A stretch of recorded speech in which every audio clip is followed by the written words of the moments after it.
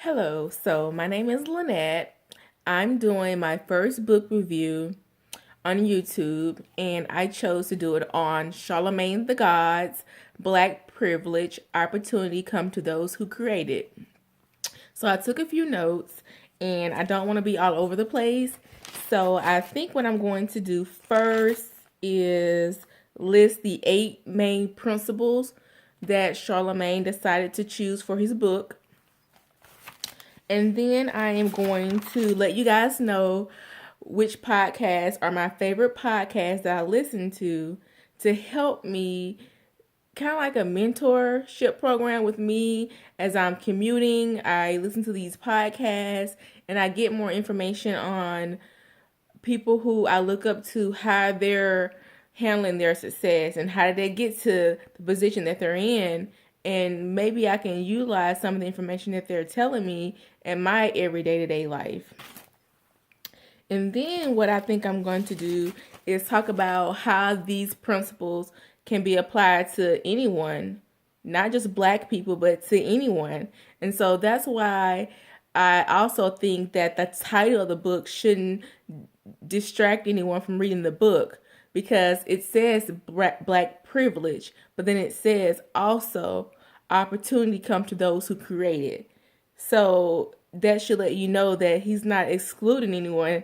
He's just letting Black people know who don't know that you do have Black privilege as well. So in my opinion, instead of spending so much energy on focusing on white privilege or the privilege of those who come outside of the U.S. into the U.S. and they are accessing their privileges, don't forget you also have privilege as well, Black people.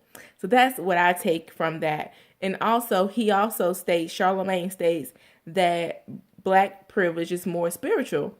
And that, I also agree with that as well, because my grandmother used to tell me that her mother, who was a slave, grew up doing slavery, and then my grandmother grew up doing segregation. She would tell us that Black people had like this certain resilience about them, that no matter how many times they were told they wouldn't be anything, that they looked to the heavens and they prayed and they spoke to God. They had that relationship with God that was spiritual, and that no matter what people would tell them, you cannot break them. You cannot break their spirits.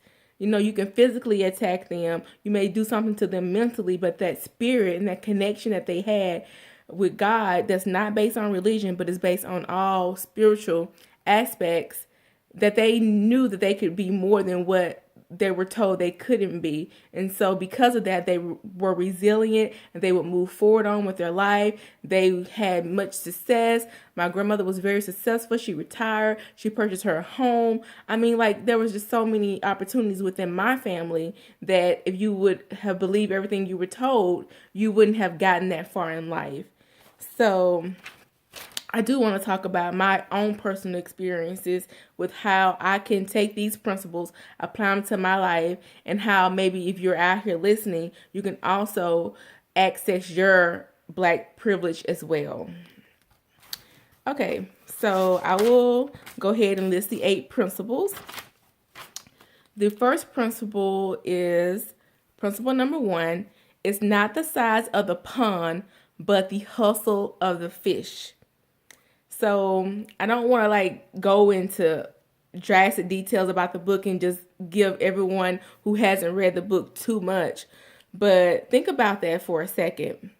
It's not the size of the pond, but it's the hustle in the fish. So if we're in this world and you're in a certain industry and you're trying to make yourself stand out, or you're a freshman in college and you want to be seen, you want to join a sorority, but how can they see me? How can they recognize me? You know, it's so many of us. Or I'm new on the job and I have my colleagues here and we're all trying to go after that same next position. But how can they recognize me? It's so many of us. This pond of us is so huge. So who's going to get the position? I'm a Black person and there's like 50 white people. We're going after the same job. I don't know anybody. How am I going to get that position?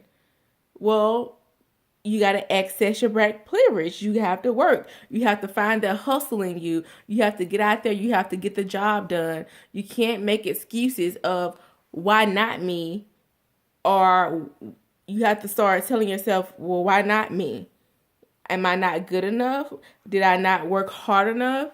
So it's not the size of the pond, but it's the hustle that's in the fish. Okay, and so the second principle is PYP.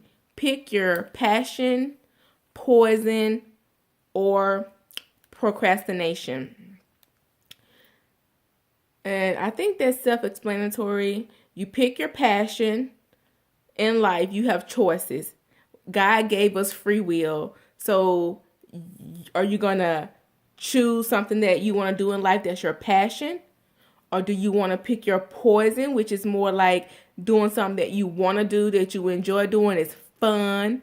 Or do you want to pick your procrastination? So I guess I will tell you something directly from the book. So it's not like I'm not giving you anything from the book. So Charlamagne, he talked about a situation where he realized that, wow, I'm really good at radio. I like doing radio.